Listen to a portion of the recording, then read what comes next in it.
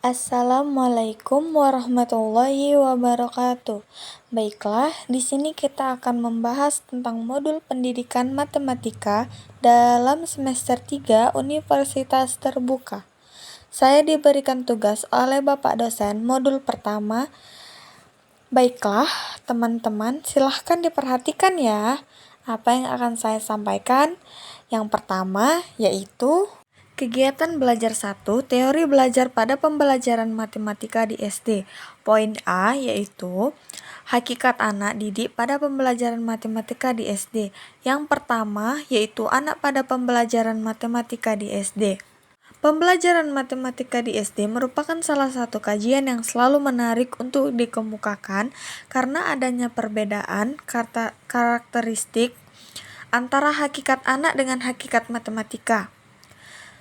Matematika adalah ilmu deduktif, aksiomatik, formal, hierarkis, abstrak, bahasa simpel yang padat, anti, dan semacamnya. Sistem deduktif telah mampu mengembangkan model-model yang merupakan contoh dari sistem ini. Pembelajaran matematika di SD yaitu anak sebagai individu yang berkembang. Perkembangan anak itu berbeda dengan orang dewasa, tampak jelas baik pada bentuk fisiknya maupun dalam cara-cara berpikir, bertindak, tanggung jawab, kebiasaan kerja, dan sebagainya. Namun, masih banyak pendidik atau orang tua atau orang dewasa lainnya yang beranggapan bahwa anak atau siswa itu dapat berpikir seperti kita sebagai orang dewasa. Guru yang sedang membicarakan suatu konsep matematika sering beranggapan bahwa siswanya dapat mengikuti dan melaksanakan jalan pikirnya untuk memahami konsep matematika tersebut. Sesuatu yang mudah menurut logika berpikir kita sebagai guru belum tentu dianggap mudah oleh logika berpikir anak. Penelitian oleh Jean Piaget dan teman-temannya menunjukkan bahwa anak tidak bertindak dan berpikir sama seperti orang dewasa. Utama sekolah yaitu untuk menolong anak mengembangkan kemampuan intelektualnya sesuai dengan perkembangan intelektual anak. Poin yang ketiga, kesiapan intelektual anak. Jean Piaget dengan teori belajar yang disebut teori perkembangan mental anak atau mental intelektual atau kognitif, atau pula yang menyebutkan teori tingkat perkembangan berpikir anak telah membagi tahapan. Kemampuan berpikir anak dibagi menjadi 4 tahap, yaitu tahap operasi usia 2-7 tahun. Konkret, usia 7-11 atau 12 tahun. Operasi formal, usia 11 tahun ke atas. Tahapan perkembangan intelektual atau berpikir siswa di SD dalam pembelajaran matematika. A. Kekekalan bilangan atau banyak.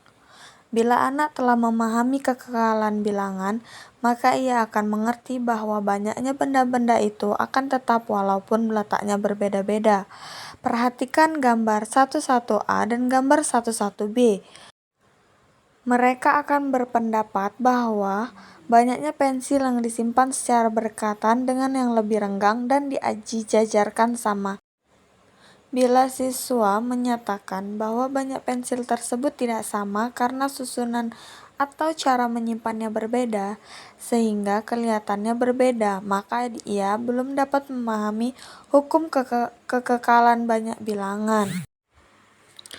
B. Kekekalan materi atau zat. Perhatikan gambar 12A dan gambar 12B ya teman-teman.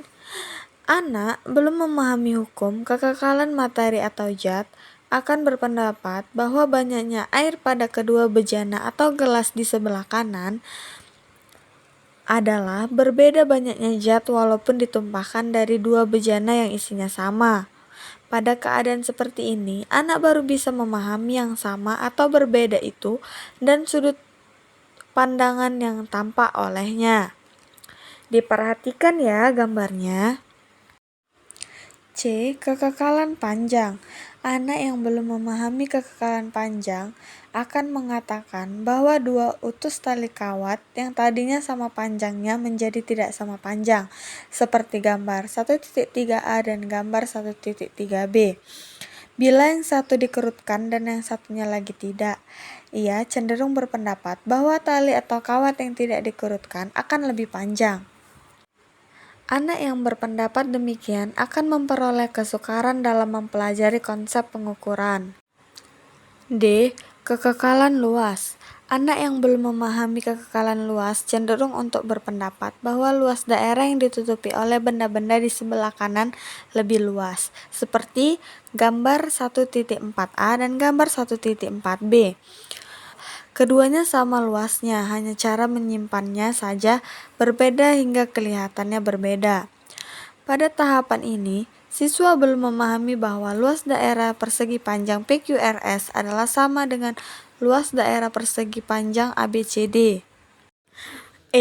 Kekekalan berat. Anak yang sudah memahami hukum kekekalan berat, ia mengerti bahwa berat benda itu tetap, walaupun bentuknya, tempatnya, atau alat berat pertimbangannya berbeda-beda. Seperti gambar 1.6a dan gambar 1.6b. Di halaman 1.10 ya teman-teman. Di dalam kekekalan berat, siswa di umur 9-10 tahun itu sudah memahami hukum kekekalan berat. Kekekalan isi. Usia sekitar 14-15 tahun atau kadang-kadang sekitar 11-14 tahun, anak sudah memiliki hukum kekekalan isi, seperti gambar 1.7a dan gambar 1.7b. Misalnya, ia sudah mengerti bahwa air yang ditumpahkan dari sebuah bak atau gelas yang penuh adalah sama dengan isi sebuah gambar yang ditenggelamkannya. G. Tingkat pemahaman. Tingkat pemahaman di usia SD, sekalipun di kelas akhir, mereka tetap terbatas. Mereka akan mengalami kesulitan merumuskan definisi dengan kata-katanya sendiri. Mereka belum bisa membuktikan dalil secara baik. Apabila mereka bisa menyebutkan definisi atau dapat membuktikan dalil secara benar, maka besar kemungkinan karena hafalan bukan pengertian. Tetapi, mereka belum mampu menyimpulkan secara induktif bahwa jumlah dua bilangan genap adalah genap, apabila membuktikan secara umum bahwa jumlah dua bilangan genap adalah genap atau deduktif. Poin B. Teori-teori belajar matematika pada pembelajaran matematika di SD. Baik, kita lanjut ke poin yang pertama. Teori belajar Brunner. Jerome S. Brunner dari Universitas Harvard menjadi sangat terkenal dalam dunia pendidikan umumnya dan pendidikan matematika khususnya. Ia telah menulis hasil studinya tentang perkembangan belajar, yang merupakan suatu cara untuk mendefinisikan belajar. Menurut Brunner, hal-hal tersebut dapat dinyatakan sebagai proses belajar yang terdapat 3 tahapan, yaitu A. Tahapan enaktif atau tahap kegiatan atau enaktif. Tahap pertama anak belajar konsep adalah berhubungan dengan benda-benda real atau mengalami peristiwa di dunia sekitarnya. Pada tahap ini, anak masih dalam gerak refleks dan coba-coba, belum harmonis.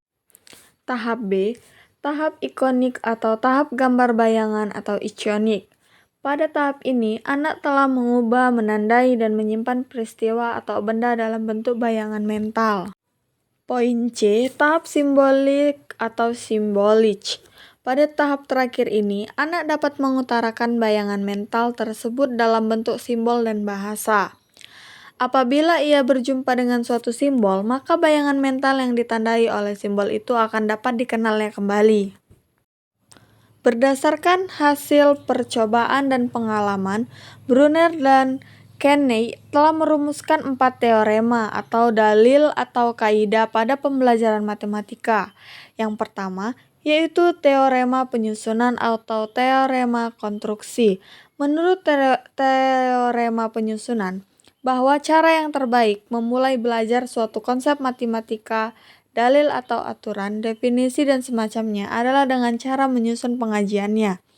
Brunel percaya adalah sebaiknya untuk siswa memulai dengan penyajian konkret, kemudian mencoba ide itu sebagai fasilitator, disusunnya sendiri mengenai ide itu. Di sini guru bersifat hanyalah membantu.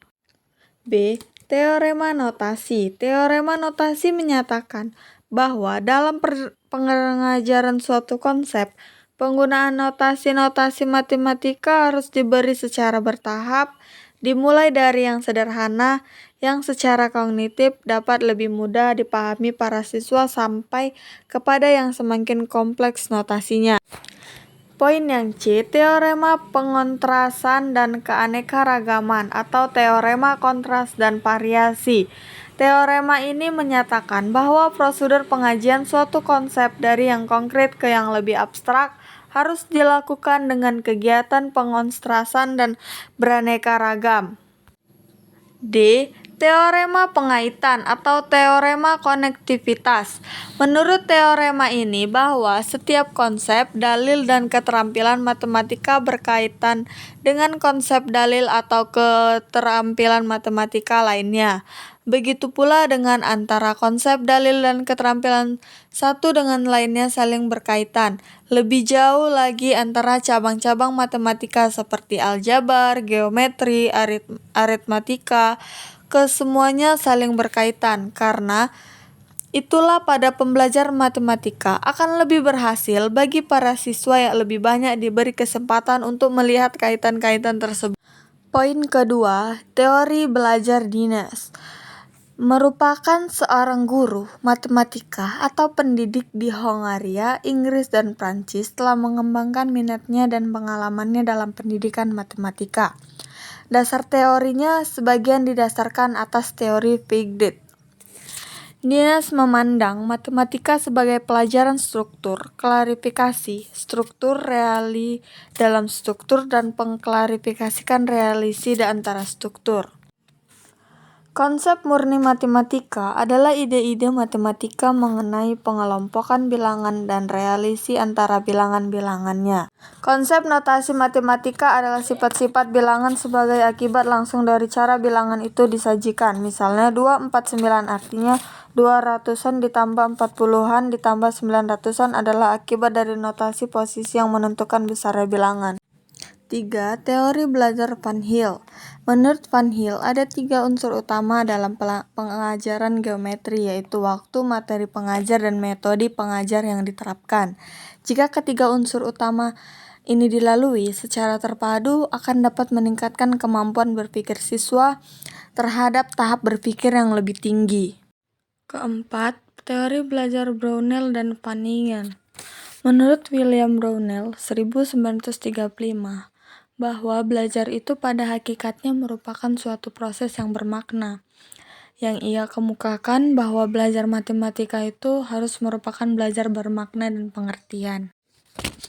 Khusus dalam hubungan pembelajaran matematika di SD, Brownell mengemukakan bahwa apa yang disebut meaning theory atau teori makna sebagai alternatif dari drill theory atau teori latihan hafal atau ulangan. Menurut hukum ini, belajar akan lebih berhasil bila respon siswa terhadap suatu stimulus segera diikuti dengan rasa senang dengan kepuasan. Rasa senang atau puas ini bisa timbul sebagai akibat siswa mendapat pujian atau ganjaran sehingga ia merasa puas karena sukses yang diraihnya dan sebagai akibat akan mengantarkan dirinya ke jenjang kesuksesan. 5. Teori belajar Gagne. Kita lanjut ke poin yang pertama, yaitu objek belajar matematika. Menurut Gagne, bahwa dalam belajar matematika itu ada 2 objek, yaitu objek langsung belajar matematika dan objek tidak langsung dari belajar matematika. Objek langsung ini meliputi fakta, operasi, konsep, dan prinsip. Sedangkan objek tidak langsung mencakup kemampuan menyelidiki, memecahkan masalah, disiplin diri, bersikap positif, dan tahu bagaimana semestinya belajar. B. Tipe-tipe belajar. Di dalam belajar itu ada 8 tipe. Yang pertama, belajar isyarat. Belajar isyarat itu atau berbelajar sinyal ialah belajar sesuatu yang tidak disengaja sebagai akibat adanya rangsangan. Yang kedua, belajar stimulus respon. Belajar stimulus respon ini sudah disengaja dan responnya adalah jasmania. Yang ketiga, rangkaian gerak. Gerak belajar dalam bentuk perbuatan jasmania terurut dari 2 kegiatan atau lebih stimulus respon. Yang keempat, rangkaian verbal. Rangkaian verbal ini perbuatan lisan terurut dari 2 kegiatan atau lebih stimulus respon. Belajar membedakan. Yang kelima, belajar memisah-misahkan rangkaian yang bervariasi. 6. Belajar konsep. Tipe belajar konsep ini disebut pula tipe belajar pengelompokan. Yang ketujuh, belajar aturan. Pada tipe ini, siswa diharap mampu memberikan respon terhadap semua stimulus dengan segala macam perbuatan. Yang kedelapan, pemecahan masalah. Pemecahan masalah adalah tipe belajar yang paling tinggi. Sesuatu ini merupakan masalah bagi siswa bila sesuatu itu baru dikenalnya. C. Hierarki pembelajaran matematika di SD. Khusus tentang perencanaan, penyusunan, dan pelaksanaan pembelajaran matematika di SD. Hal ini diambil dengan mempertimbangkan bahwa dalam pelaksanaan pembelajaran matematika harus sesuai dengan ketentuan dan tuntunan yang berlaku pada kurikulum matematika di SD.